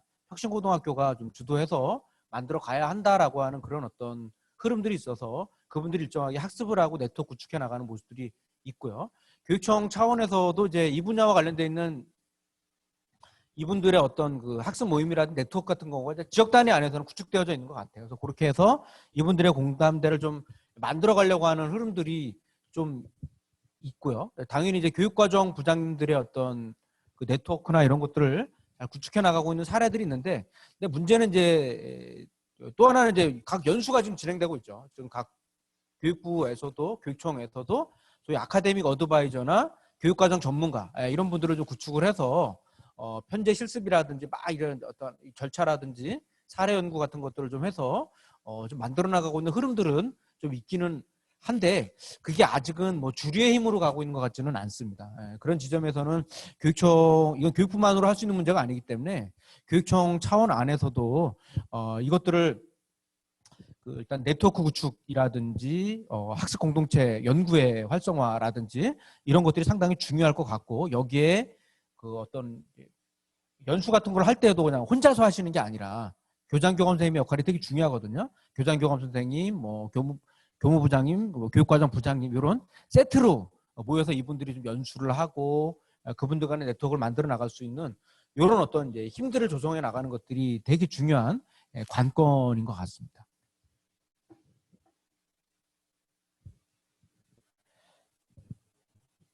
예. 지금 우리 박윤주 선생님께서, 교수님께서 지금 이제 고교학점제, 이제 이게 과목의 이수 기준을 40%로 낮춘 것이 좀 너무 낮은 기준이 아니냐, 이수 기준을 왜 40%로 정하게 된 배경이 무엇인지 이제 요 말씀을 하셨는데요. 아마도 이제 현실적으로 저도 동일합니다. 저도 우리가 책임 교육하겠다라고 하면서 이게 성취 기준 40이면은 정말 예전으로 따지면 수미한 거로 따지면 정말 가한데 이런 50이라고 하더라도 이거는 너무 낮죠. 그런 고민들은 좀 있는데요. 이제 아마 요거는 이제 유급에 대한 부담 때문에 그런 것 같아요. 그러니까 실질적으로 이제 이게 막 50으로 실제 아이들 고등학교 학생들 중에서도 이게 정말 안 되는 아이들 너무 많거든요. 많이 있다 보니까 이게 이제 초, 중, 고로 누적되어져 있는 학습이 너무나도 많이 있죠. 이러다 보니까 50으로 올라갔을 때는 실제 이제 졸업 안 되는 학생들이 속출할 가능성이 있겠다라고 하는 그런 부담감이 있기 때문에 나타난 현상인 것 같습니다. 그래서 제가 봤을 때는 좀 더 올리고 대신 이제 이 친구가 예를 들어 수학이 안 된다라고 하면 고등학교 수학을 꼭 강조할 이유는 없거든요. 기초 수학 같은 개념으로 해서 뭐 중학교 수학을 해도 되는 거고, 대체 경로나 제이수나 다른 과목으로 좀 대체 프로그램으로 연결하는 방법도 있을 수 있으니까 기준을 좀 올리고 대신 교육과정상 좀 유연해 나갈 수 있는 방법과 또 실제 이 학생이 도달할 수 있게 도와줄 수 있는 여러 가지 전략들이 있겠죠. 뭐 AI 기반형 학습도 있을 수가 있겠고, 외부의 다른 과목을 좀 유추하게끔 해라라는 방식으로 해주면 저는 이 50을 좀 올려도 되지 않을까 생각도 좀 들기는 듭니다. 근데 외국의 사례를 보게 되면은 이 이수 기준에 대해서는 학교에서 정하는 학교도 있습니다. 사례도 있어요. 그러니까 이제 A, B, C, D 이상으로 뭐 해주는 데도 있고 C 이상으로 해주는 데도 있고, 이거는 이제 학교마다 좀 다른 게 있는데 일단 낮게 잡아준 것 같습니다. 관련된 질문인데, 그렇게 만약에 그러니까 원래 이제 고교 학점제 취지 중에 하나가 책임 교육이었잖아요. 네. 그리고 이를테면 배워야 할 내용을 제대로 배우지 못하면 심지어 졸업도 조금 유예할 수 있는 그런 제도인 것 같은데 실제로는 그러면 약간 무책임하게 운영될 가능성이 있지 않을까요? 예, 인정에 그렇습니다. 예, 바탕에서. 그래서 이제 말씀드렸던 것처럼 이제 사실은 자꾸 이제 우리가 다양성 쪽에다가 초점을 맞춰서 다양한 과목들을 좀 열어주는 쪽에다가 방점을 좀 많이 찍고 있는데요. 근데 이제 그 방식에 대한 에너지보다도 더 중요한 것들은 말씀하셨던 책임 교육의 부분입니다. 예전에 이제 교과 교실제를 했을 때에도 과목을 이수가 안 됐던 아이들의 경우에는 재이수라는 것들을 갖고도 막 하기도 했었는데 그때 이제 뭐 억지로 뭐 안 되는 애들 막 하니까 막 도망가고 막 너무 힘든 거예요. 방학 때 또 따로 하려고 그러고 막 그게 좀 어려워서 나타났던 그 이제 실패의 경험들이 좀 있기도 하죠. 예, 또 낙인 효과 문제도 또 막 있고 막 이러다 보니까 여러 가지 부작용이 있어서 그 재이수를 없앴거든요. 근데 이제 다시 한번 이제 일단은 이제 재이수 이런 거 이전에 얘가 이대로 가다가는 졸업이 안 되겠다, 혹은 이대로 가다가는 이수가 안 되겠다라고 판단했을 때 멘토링을 동원하던 뭐 AI에 의한 어떤 사이버 학습이 되던 해서라도 이제 그 아이를 정말 그 일정한 수준으로 올릴 수 있게끔, 그러니까 교육 과정을 따라오지 못하는 그 영역에 대해서 케어링을 해줄 수 있는 어떤 이런 체제를 일상 안에서 어떻게 만들어 나갈 것인가라는 것들이 되게 중요한 문제인데, 상대적으로 이 이야기들이 지금 빠진 상태에서 계속 이제 예산 얼마 주고 강사 많이 써갖고 과목 많이 열어주는 쪽으로 좀 방점이 찍혀 있는 것 같습니다. 그래서 이 지점들을 어떻게 우리가 지금 가지고 들어갈 거냐, 시스템화 시켜 나가고 문화로 가져갈 거냐도 있어요. 뭐냐면 학교에서도 애가 이제 교육 과정을 못 따라오면 그거는 네가 수업 때 집중 안 해서 그런 거고, 이렇게 하면서 그냥 개인과 부모의 몫으로 다 돌리고 있거든요. 그러니까 사실은 책임 교육이라는 것들이 지금 구호로만 있는 것이지 학교 안에서 이 아이의 보정에 대한 어떤 이 체제가 없습니다. 이걸 우리가 앞으로 좀 여러 가지 고민해 봐야 됩니다. 그래서 뭐 지금 뭐 학습 클리닉 센터도 있고 뭐 이렇게도 하는데 이런 보조교사를 뭐 활용을 하거나 아니면 선생님들이 일정하게 그 아이들에 대한 어떤 보조 프로그램들을 지원해 줘서라도 얘는 반드시 우리가 좀 만들어 가야 할 영역인 것 같습니다. 한 분 정도 질문을 좀 더 들으려고 하는데요. 질문해 주실 분 계실까요? 아니면 우리 선생님 한 말씀 하시겠습니까? 마이크 안 하시겠습니까? 예, 그러면은 아니요, 선생님 질문 이제 예. 하나 전달해 드릴게요.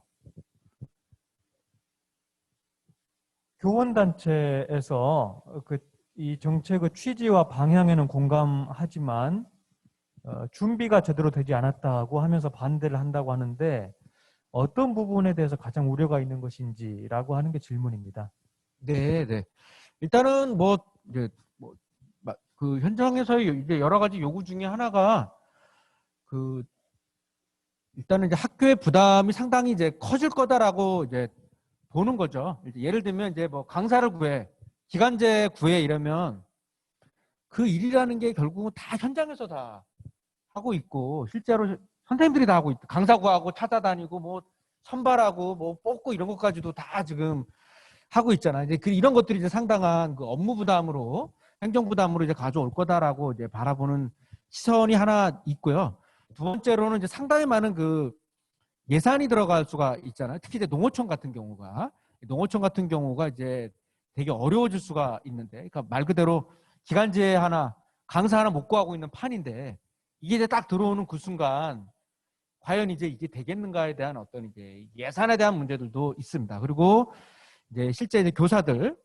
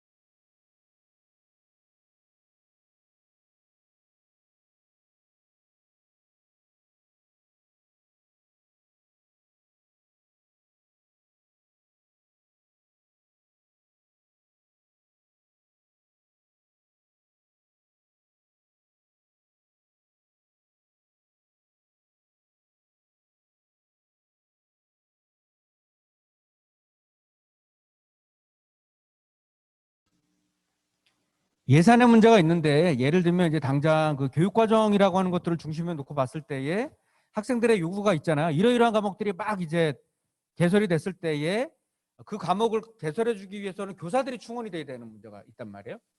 근데 아시다시피 이제 교사 배정이라든지 이런 것들이 상당히 경직되어져 있지 않습니까? 급당으로 하고 있지 교육과정을 중심으로 교사 배치를 해주고 있는 상황이 아니거든요. 이런 부분들에 있어서 결과적으로는 이제 학생들의 요구가 있다고 하더라도 그걸 펼쳐줄 수 있는 어떤 교사 확보가 현실적으로 가능하겠는가라고 하는 지점인 거고, 그것이 안 되면 결국 단위 학교에서 다 이제 뒤집어 써야 되는 그런 구조들에 대한 부담들이 상당히 있는 것 같습니다. 아마 그런 거에 대한 비판들이나 그것도 있고요. 가장 큰 비판은 이제 대입이죠. 뭐 결국 이제 대입제도 개선하고 안 맞다, 이게 안 맞은 상태에서 지금 시그널을 상당히 모호하게 준 부분들에 대해서 비판을 하고 있는 그런 시각들이 있는 것 같습니다. 아마 그런 차원에서의 그 이제 방향성에 대해서는 맞는데 결국 늘 정책을 실패했던 사례를 놓고 봤을 때 얘도 빛 좋은 개살구가 될 것 같다라고 하는 그 불안감, 이런 요구들이 좀 많은 것 같습니다. 우리 또 문희상 선생님께서 학점제 정책이 기간제 교사를 많이 양산하지 않을까라고 하는 우려를 해주셨는데요. 이 부분에 대해서는 따로 이제 답변을 듣지 않고 오늘 아니요, 조금 답변을 드려야 되겠네요. 그러니까 학점제에 따른 교사를 충분히 확보할 수 있을 것인지 아니면 교사 아닌 전문 인력으로 충원할 수도 있을 것 같은데 어떻게 생각하십니까? 이런 질문입니다. 저는 그래서 이제 이거를 뭐 선생님들의 힘만 갖고 다 뽑기는 불가능하다고 저는 보고요. 그래서 교육과정을 설계할 때 박창대 의원이 좀 실수한 게 있는 것 같아요. 그러니까 이제 이걸 그러니까 그 소위 이제 그 자격증이 없는 분들이 기간제가 들어왔다라고 했을 때 이분들이 어디에 투입이 될 거냐라고 하는 것들을 잘 어디에다 활용을 할 거냐라는 게 설계가 안 된 상태에서 지금 얘기가 되다 보니까 현장에서는 막 이게 결국 교직 근간 흔든 거다라고 하는 비판이 있는 것 같습니다. 제가 봤을 때는 공통교육과정 당연히 교사가 하는 거다. 그리고 일반 선택교육과정 교사가 하는 거다. 그리고 진로 선택 같은 과목들도 교사들이 하는 건데 그 중에서도 교양 과목하고 교양 과목 같은 경우라든지 전문 교과를 뭐 예를 들면 원투로 나누던가 해서 원의 경우도 교사가 하는 건데 도저히 교사가 힘으로 안 되는 영역들이나 이런 것들을 별도의 투 섹터 정도로 만들어서 교양 영역이나 뭐 전문 교과 영역 안에서의 어느 정도 요 파트에서도 일정 학점, 예를 들면 뭐 9면 9, 10이면 12, 그 영역 안에서는 자격증이 없는 분들이 패스페일 수준으로 가르칠 수 있다라고 하는 걸로 이렇게 좀 역할 분담을 좀 이렇게 좀 해주는 방식으로 풀어갔으면은 좀 불안감이 없었을 텐데 지금은 이제 막 다 지금 그런 얘기가 없다 보니까 상당히 지금 혼동되는 것 같아요. 그래서 교사만으로 다 풀기는 저는 현실적으로 좀 어렵다라고 보는 거고요. 그래서 역할 분담을 하되 일정한 제한된 영역 안에서는 마을 자원이라든지 지역사회 자원을 가지고 좀